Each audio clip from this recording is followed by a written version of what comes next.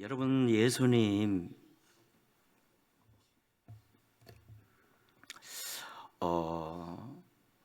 부활하시고 40일간 세상에 계시다가 하늘로 승천하시기 직전에 주신 명령이 있지요. 그게 뭐죠? 너희는 성령을 기다리라. 아버지의 약속하신 그것을 기다리라. 그래서 제자들이 기도의 다락방에 모이게 되었는데요. 그 숫자가 120명 아니었습니까? 500명이 명령을 받았는데 120명만이 순종하여 모인 거예요. 그래서 기약을 알 수 없는 그런 시간들이었음에도 그들은 기도했고 그곳에 성령이 임하심으로 인류의 선교의 장이 활짝 펼쳐졌지요.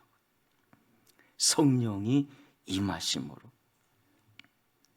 자, 그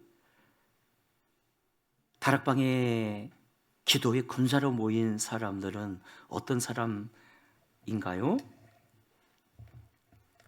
순종하는 사람들 아닙니까? 500명이 들었지만 120명만에 다락방에 모여서 간절히 기도하고 순종하여 기도하고. 이거 보면 여러분, 하나님은 당신의 나라를 세워가실 때 기도의 사람들을 통해서 세워가시는 것 같습니다. 순종의 사람들을 통해서. 따라합시다. 순종의 사람들. 할렐루야. 순종의 사람들.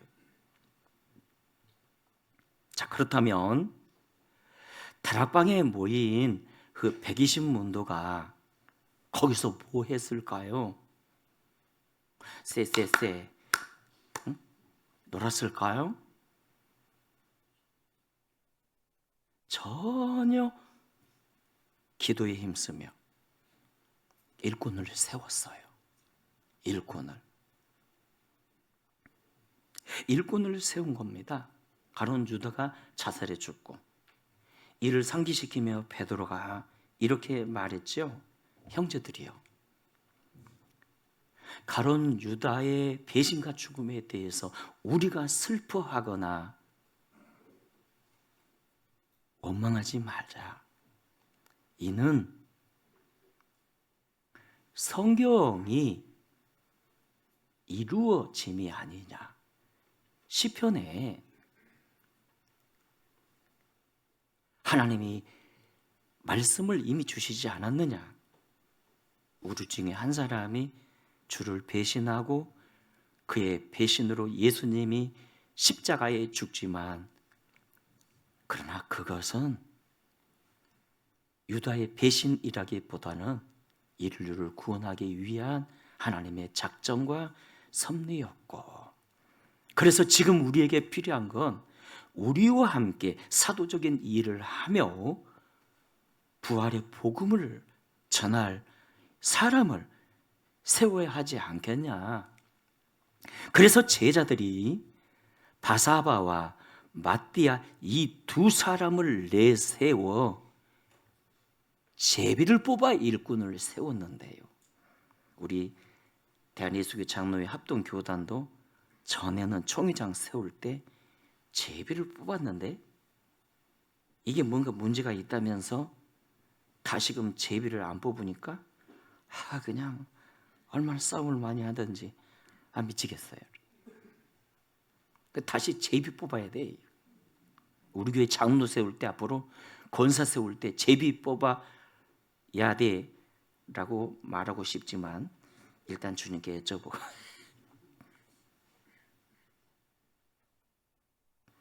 응? 바사바, 마띠아 이 두 사람을 내세워 제비를 뽑았는데 마띠아가 뽑혔잖아요. 마띠아가. 마띠아란 하나님의 선물이란 뜻입니다. 어떤 의미가 담겨져 있죠? 일꾼 한 사람 한 사람은 선물이요, 축복의 은혜입니다. 왜냐하면 그 책임 잘 감당하면 말할 수 없는 하늘나라의 영광을 얻게 되거든요. 물론 가룟 유다가 생겨날 수도 있겠죠. 그렇지만 사명 잘 감당한다면 이 얼마나 큰 선물이요, 은혜겠습니까? 그런데 여러분, 이 마띠아가 어떤 사람인지는요, 아무도 몰라요. 그가 어떤 사람인지, 그의 성품, 스펙, 피부 색깔 단 한 줄도 기록하지 않았고요. 뭐 그가 이런 일을 했니 저런 일을 했니 책을 써놓은 사람들의 글도 읽어봤지만 정확하지는 않습니다. 그가 어떤 사람인지 아무도 몰라요. 여기서 주는 두 가지 교훈이 있는데요, 기억하십시오. 성경은 철저하게 사람을 높이지 않는다는 겁니다. 목사든 장로든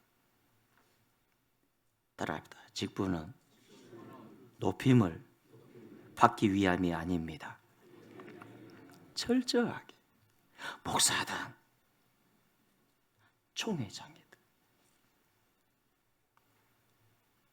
높아지면 끝나는 거예요, 여러분. 도리어 낮은 자리에서 섬겨야죠. 아멘입니까? 또 하나,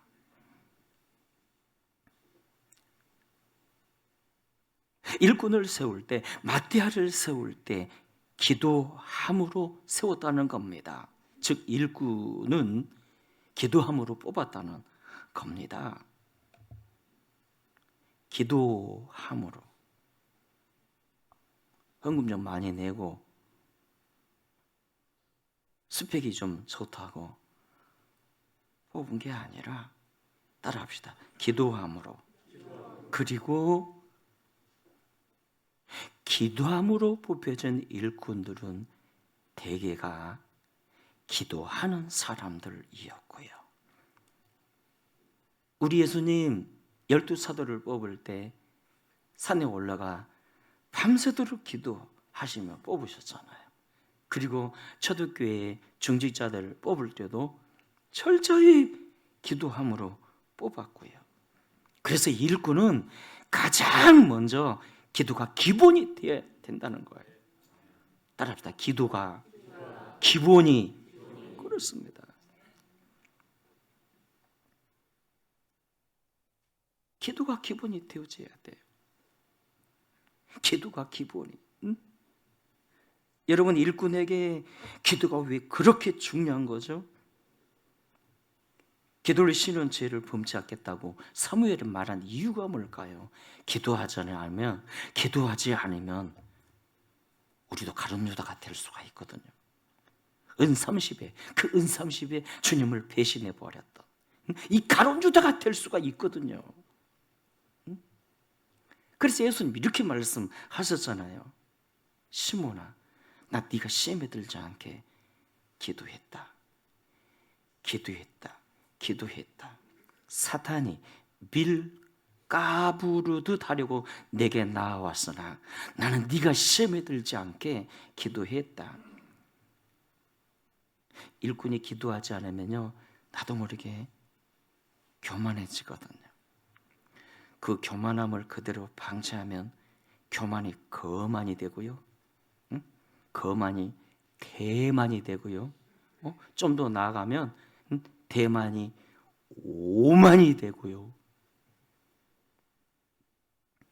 그런 사람들 가만 봐보세요. 겨우 식구들 설거지할 때 절대 주방에 안 들어가요.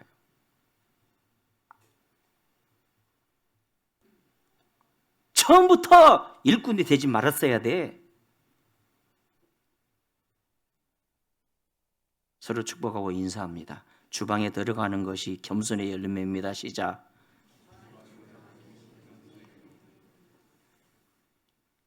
와, 어느 교회 보니까 막 연세 드신 권사님들도 막 이 짝것들아 막 우리가 천국 가서 상급을 뭘 받으라고 니들이 설치냐며 비키라며 자기들이 막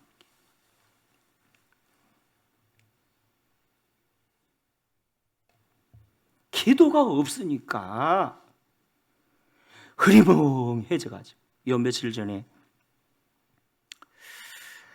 우리 친구인 그 옆에 예전교회 목사에게 세미나 가서 들었더니 그가 그런 거예요. 그분은 거기는 우리보다 교회가 한 2배 정도 커요. 이렇게.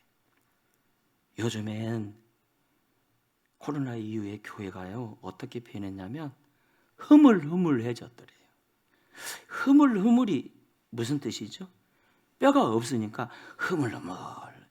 교인 같기도 하고 안 같기도 하고 일꾼 같기도 하고 안 같기도 하고. 전에는 토요일 날 많은 분들이 와서 막 청소하고 너라도 토요일 되면 교회에서 놀았는데 요즘에는 꽃피기도 안 보여. 그 어제 기도했네. 화장실 앞에서 주님 요즘엔 토요일 날도 교인들이 꽃피기도 안 보입니다. 그 마음속에 어떤 음성이 들렸을까요? 음성 안 들렸습니다. 그냥 이런 생각만 들더라고요. 야, 목회는 인내의 연속이야. 우리 아내에게 한마디 했습니다. 요즘엔 토요일 날 별로 보이는 사람들이 없어. 아내가 진리를 말합니다. 교인들 직장생활 하느라 얼마나 바쁘고 피곤하겠어요. 이해하세요.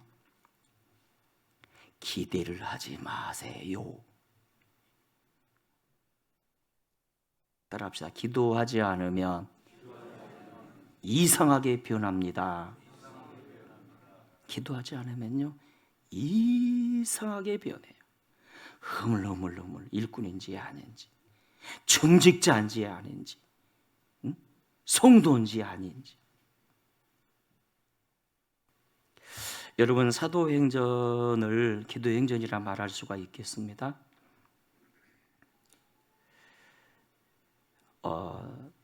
첫 번째 기도 행전이 마가의 다락방에서 이제 시작이 되었지요. 오늘 보면 14절에.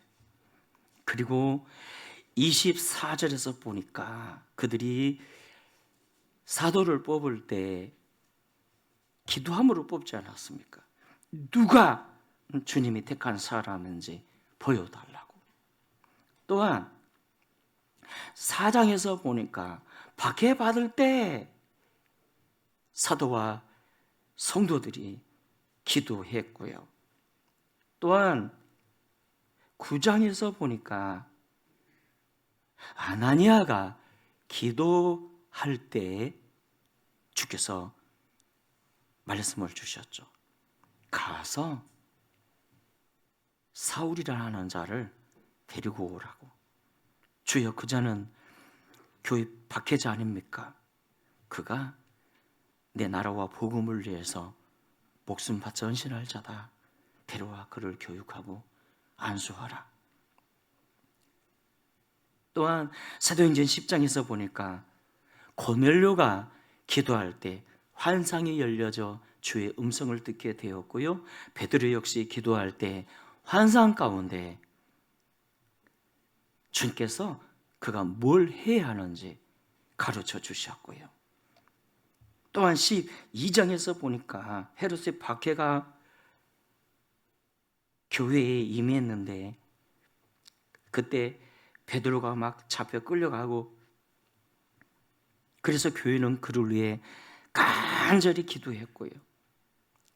13장에서 보니까 안디옥 교회가 선교팀을 보낼 때도 기도함으로 보냈고요. 기도함으로. 16장에서 보니까 바울과 실라가 복음 전하다가 만신창이가 때들어오도 막 빌립보 감옥에 갇혔을 때 그럼에도 그들은 한밤중에 일어나 하나님께 기도하니 와, 그곳에 하나님이 오셨어요.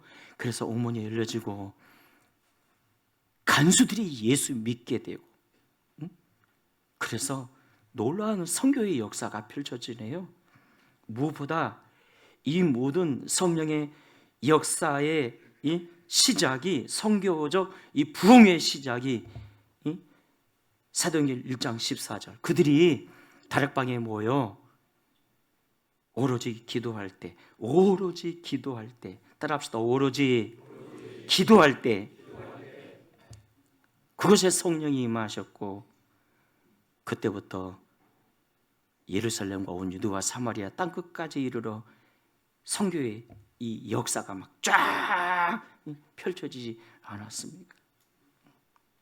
그래서 다락방에 들어가 기도했던 그 120 성도, 그들은 기도의 대가를 지불한 세계 선교의 디딤돌이 된 것입니다.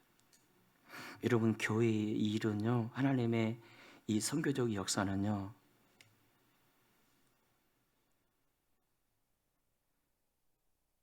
똑똑하고 잘난 사람들이 이루어내는 것이 아니라 기도하는 사람들을 통해 하나님이 역사를 펼치세요.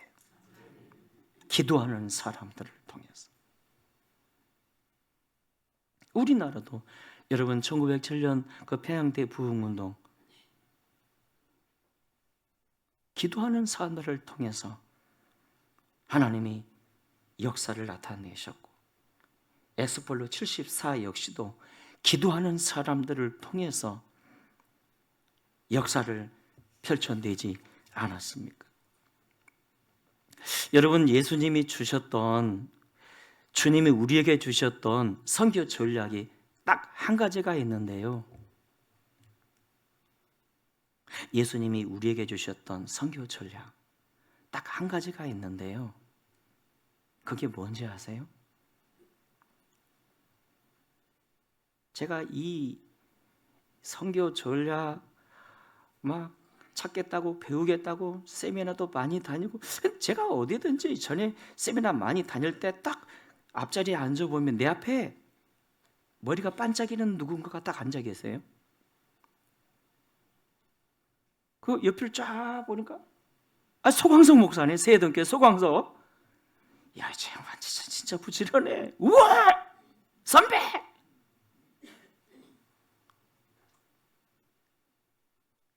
여러분, 주님이 우리에게 주신 하나의 선교 전략이 뭘까? 우리가 막 셀에 대해서도 많이 쫓아다녔고, G12, 뭐 가정교회, 뭐 목장, 뭐 멘토링. 근데요, 주님은 딱 한 가지만 주셨어요. 선교 전략, 딱 한 가지. 그게 뭔지 아세요? 오직 성령입니다. 오직 성령. 오직 성령이 너희에게 임하시면 너희가 권능을 받고, 권능, 두나미, 다이나마이트, 힘, 능력이지. 오직 성령이 너희에게 임하시면 너희가 권능을 받고 예루살렘 온 유대와 사마리아 땅끝까지 이르러 내 증인이 되리라 하시리라. 오직 성령, 오직 성령. 그래서 사도행전은 곧 성령행전인데요. 그렇다면 성령은 어느 때 역사하시는 겁니까? 기도할 때입니다. 모여서 기도할 때. 모여서 기도할 때. 우리 모일 때 주 성령이 임하네. 목사님, 요즘 교회들은 다 잘 안 모인대요. 아이고, 기도 안 하는데요. 교회들이 다 당연히 어렵대요. 아직도 이 말 하신가요? 성령이 문제가 있다는 겁니까? 문제가 있다면 우리가 문제가 있지. 기도 안 하는 우리에게 문제가 있는 거지. 응? 우리 모일 때 주 성령이 임하네. 우리 교사 여러분 얼마나 수고가 많아요. 얼마나 멋져요. 그러나 주일날만큼은 7시 반 기도에 나와서 기도로 하루를 열고 말이죠. 여러분, 이는 힘으로 되지 아니하고 능으로 되지 아니하며 오직 나의 신으로 되느니라. 하나님의 나라는요, 성령으로 되는 것이지 사람의 힘이나 그 쥐꼬리도 안 되는 그 머리로 되는 거 아니라고요. 기도로 되는 거예요. 기도로. 아멘입니까? 기도로 되는 거예요. 기도로. 오직 기도로, 오직 성령으로.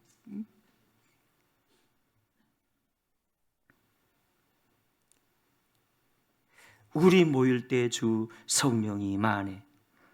여러분, 마가의 다락방은 큰 방이 아니었습니다.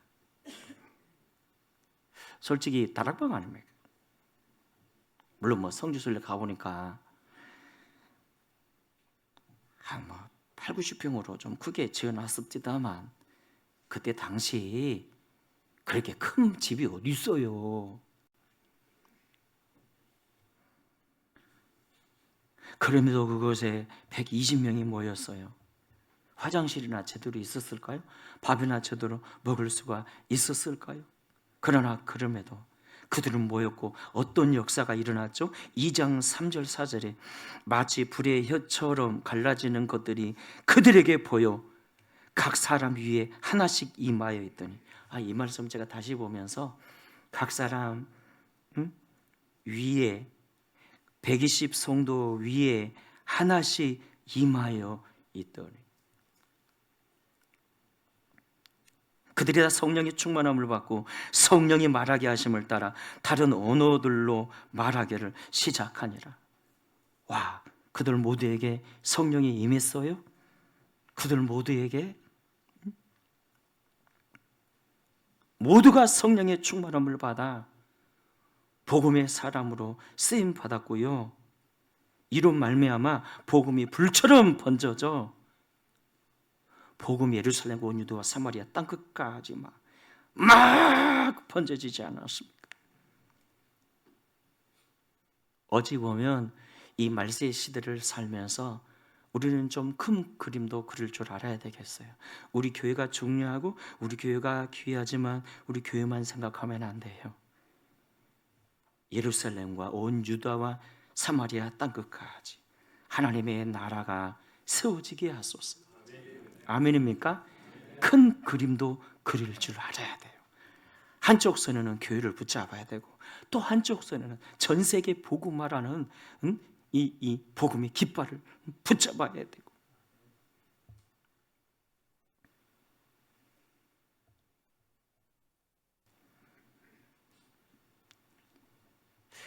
여러분, 예수님이 제자들에게 주신 사명이 뭐죠? 증인 아닙니까? 증인. 너희는 가서 모든 민족으로 제자를 삼아 아버지와 아들과 성령의 이름으로 세례를 주고. 증인 아닙니까? 증인. 자, 그렇다면 전략이 뭐죠? 성령이라. 성령. 오직 성령이 너에게 임하시면 너희가 권능을 받고 증인되리라. 오직 성령. 오직 성령. 데일 무디가 시카고에서 복음을 전할 때 무디가 왔다고 링컨 대통령이 집회에 참석을 했는데 그가 이런 설교를 했더랍니다. 여러분, 나 무디는 초등학교밖에 나오지 못했음에도 성령 받으니까 나를 통해 수많은 사람들이 예수님을 영접하여 구원받고 오늘 여러분 앞에 말씀을 전하게 되고, 우리 대통령 저 링컨도 중학교밖에 못 나왔지만 성령 받으니까 미국의 위대한 영도자가 되지 않았냐고. 우리 다 함께 성령을 구합시다. 성령의 불을 구합시다. 기도를 하는데 얼마나 성령이 불처럼 강하게 임했던지 처음으로 그런 기도였대요. 이제 성령 그만 달라고, 불을 그만 달라고. 이런 역사 우리 교회도 좀 일어났으면 좋겠어요. 이런 역사가 우리 교회도 일어났으면 좋겠어요. 누군가 나한테 그러더라고. 목사님 맨날 뭐 성령 같은 걸 구합니까?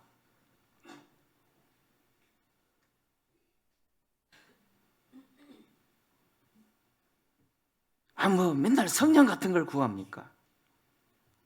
아니에요. 지금도 성령이에요. 그 시대나 지금이나 오직 성령으로. 성령의 역사 없이 생명의 역사 없고요. 성령의 역사 없이 예수님을 인격적으로 영접할 수 없고요. 그냥 머리만 그냥 신학교 적당히 그냥 다니고 적당히 교회에서 배워가지고 머리만 입만 살아가지고 그냥 헌신도 없어. 기도도 없어. 기도하는 것을 보면 그가 살아있는 걸 아는데 기도도 없어. 근데 우리가 기도하면 성령이 임하심으로 내가 영적으로 살고 영적으로 막 살아나고 복음이 전하고 싶고. 왜요? 성령이 내 안에 복음을 적용시켜서 예수님을 깊이 알게 하시잖아요. 응? 여러분, 오늘 저와 여러분에게 주님이 주신 사명이 뭐죠? 증인 아닙니까? 증인. 그렇다면 전략이 뭐라고요? 성령! 그렇다면 성령이 일하시는 통로가 뭐라고요? 기도예요, 기도. 따라합시다. 성령은 기도를 통해서 일하십니다. 그 120문도 봐보십시오.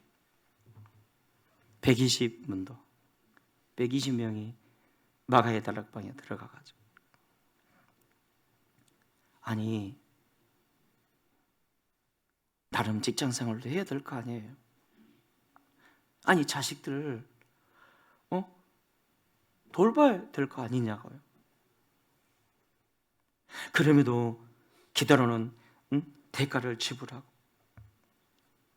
열흘 만에 성령이 임하고 성령께서 놀라운 세계 선교의 장을 활짝 열어줘. 이제 말씀을 맺습니다. 사랑하는 여러분, 오늘 저와 여러분의 사명이 뭐죠? 증인되는 거예요. 아멘. 증인되는 거예요. 증인되는 거예요.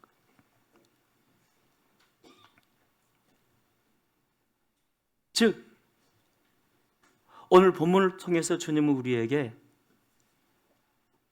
너희가 복음을 위해 살라고 말씀하시네요. 복음을 위해 살라. 여러분, 우리가 나름의 어떤 성공을 추구하잖아요. 세상의 명예 권세, 성공 다 지나가는 거 아닌가요? 바로 함께 사라질 거예요. 남는 것은요, 예수님밖에 없어요. 사명밖에 없어요. 사명밖에 없다고요. 그래서 우리는요, 복음 전하고 교회 세우고. 죄송합니다. 크게 한번 따라합시다. 복음 전하고 교회 세우고. 자, 그렇다면 전략이 뭐라고요? 전략이 성령인데, 성령이 일하시는 통로가 뭐라고요? 기도하는 거예요. 120문도처럼. 기도할 때 주께서 쓰실 수가 있고요. 기도할 때 성령 오심으로 하나님의 뜻이 이루어지죠. 겟세마네 동산에서 우리를 위해 기도하신 예수님을 생각해 보십시다. 우리 구원을 위해서 땀방울에 핏방울이 되도록 처절하게 기도하신 예수님, 처절하게 기도하신 예수님. 그 예수님의 기도가 있었기에 십자가 사명을 감당하시고 다시 부활하신 거 아닙니까? 그 주님이 오늘 우리에게 기도의 다락방으로 들어가라 명령을 하시네요. 기도의 다락방으로 들어가라. 그래야 너희가 산다. 그래야 너희 공동체가 살고, 그래야 너희 한국교회가 산다. 맨날 교회가 뭐 어쩌니 저쩌니 불평하지 말고, 한국교회가 썩었다 말도 하지 말고, 우리가 할 일은 기도하는 거예요. 가장 먼저 뭐부터 하라고요? 기도가 기본이 돼야 자신이 살고 내가 주님을 위해 뭘 해야 할까를 알고요. 주님 나라 갔을 때 네가 뭐 하다 왔냐? 주님, 봄이면 벚꽃 구경, 여름이면 캠핑, 가을이면 단풍, 교회로 오면 겨울이면 스키 누리다가 왔습니다. 그래, 그것도 좋지만 하나님 나라를 위해서 내가 너에게 준 사명, 넌 우습게 여겼어. 넌 우습게 여겼어. 응? 책망이 아니라 칭찬받는 우리 모두가 되시기를 주의 이름으로 축원합니다.